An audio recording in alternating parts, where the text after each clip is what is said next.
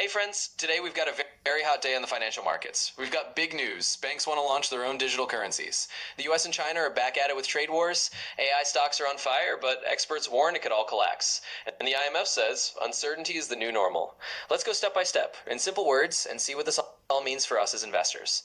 Now let's dive into the first big topic. Banks launching their own stablecoins. Some of the biggest names, Bank of America, Goldman Sachs, Deutsche Bank, are talking about creating their own digital stablecoins.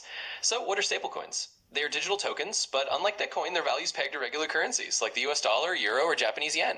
One token equals $1. The price does not jump up and down. Right now, the stablecoin market is dominated by private companies, like Tether, which issues USDT, and Senkle, which issues USDC. These two are giants, moving billions of dollars every single day. In fact, stablecoins are one of the most used tools in the crypto world. But now, traditional banks see the potential and want to enter this market. Why? Because they don't want to miss out on this huge flow of money. If people are already using digital dollars, banks want them to use bank-issued digital dollars. What does this mean for us? If banks enter the stablecoin market, crypto might become more official. It could even mean that regulators will feel more comfortable since banks are involved. But there's another side. It will also mean much more control. Every transaction could be tracked. Privacy will shrink. And for private issuers like Tether and Circle, this is a threat. If customers start trusting bank-backed coins more, their dominance could fall. The takeaway here is simple. Banks are moving into crypto because they understand that the future of money is digital. And when big banks move, it means the shift is real. Next, let's talk about Germany and the European Union. Germany just made an unexpected statement. They are ready to hand over part of their financial regulator's tower to Brussels. Normally, Germany protects its financial independence. Its own regulator, BaFin, has been strong for years. But now Berlin has its okay if the European regulator, ESMA, takes more responsibility. Why is this important? Well, this can make investing across Europe easier. It could mean fewer barriers when money moves from one European country to another. And it fits into the big EU project called the Capital Markets Union. For us as investors, this might mean Europe becomes a more attractive place for investments. If the market becomes more unified, it's easier to invest in European stocks, funds, and bonds. But let's not forget, this is the European Union we're talking about. Bureaucracy, slow decision-making, and conflicts of interest between countries are real risks. Still, the key takeaway is clear. Germany was ready to give up some control to make Europe stronger on the global stage. It's about power, image, and making the Eurozone more competitive against the US and China. Now let's jump across the Atlantic. Donald Trump just announced new massive tariffs against China, and markets reacted immediately. Stocks fell. The S&P 500 and Nasdaq dropped. Meanwhile, safe haven assets like gold and US bonds went up.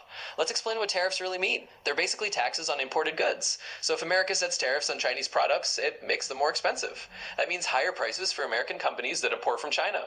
And in the end, American consumers pay more too. For example, Apple makes iPhones in China.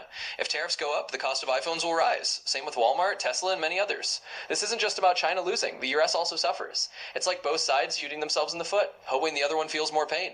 We've seen this before. Back in 2018 and 2019, when Trump started the first trade war with China, markets were shaky. Stocks fell, gold went up. The same playbook is happening again. So the question is, will this strategy work this time? Or will it just create more inflation, more pain for consumers, and more global tension? Let's talk about artificial intelligence. The IMF and the Bank of England both warned the AI boom could be a bubble. Over the past 2 years, stocks of Nvidia, Microsoft, Google, and other AI-related companies have exploded in value. Some of them went up by several 100%. Everyone believes AI is the future. And yes, AI is powerful. It's already transforming industries, from finance to medicine to entertainment. But here's the risk. Stock prices are rising much faster than real profits. This is exactly what happened with the dot-com bubble in the late 1990s and early 2000s. Back then, the internet really was the future. But too much hype pushed stock prices way beyond reality. When reality caught up, the market crashed. Now experts are worried the same thing is happening with AI. It doesn't mean AI is fake. It just means the hype could be bigger than the current profits. So what could happen next? Maybe we'll see a 20 to 30% correction in AI stocks. The strongest companies like Microsoft and Nvidia will likely survive. But weaker startups could disappear completely. The lesson here is simple. AI is real, but not every AI investment will pay off. Now on to Nasdaq. The famous stock exchange is launching 3 new indexes, including something called the Nasdaq 100 Enhanced Growth Index. Why does this matter? Indexes are basically lists of stocks that track certain groups of companies. Investors use them to buy ETFs and mutual funds. By creating new indexes, Nasdaq is giving investors more tools to invest in high-growth companies. This is a way to channel even more money into the tech sector. For us as investors, it shows that Wall Street is betting heavily on growth in AI. They're not just reacting to the hype, they're building the financial infrastructure around it. And finally, let's talk about the big picture. The head of the IMF said, the world has entered an age of uncertainty.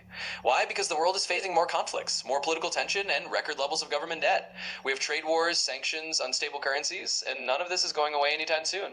So what does this mean for everyday investors like us? It means volatility is the new normal. Prices will swing up and down more often. That's why diversification was no longer just advice. It's a necessity. Holding only one type of asset is risky. A good portfolio now needs a mix. Some stocks, some bonds, a little crypto, and some safe haven assets assets like gold or Swiss francs. That way, when one part of the market crashes, another part can balance it out. So let's wrap this up. Here's what we've learned today. Big banks are moving into crypto with their own stablecoins. Germany is handing more power to the EU. The US and China are fighting again with tariffs. AI stocks might be a bubble. Nasdaq is creating new growth indexes. And the IMF says uncertainty is here to stay. The big question is, how do we navigate this world as investors? And now I want to hear from you. Do you think bank stablecoins will replace USDT and USDC? Can Trump really pressure China with tariffs? And is AI the new oil for the economy, or just an overheated hype? Drop your answers in the comments. Don't forget to like this video, subscribe, and hit the bell for more daily updates. See you tomorrow with the latest from Wall Street and Europe.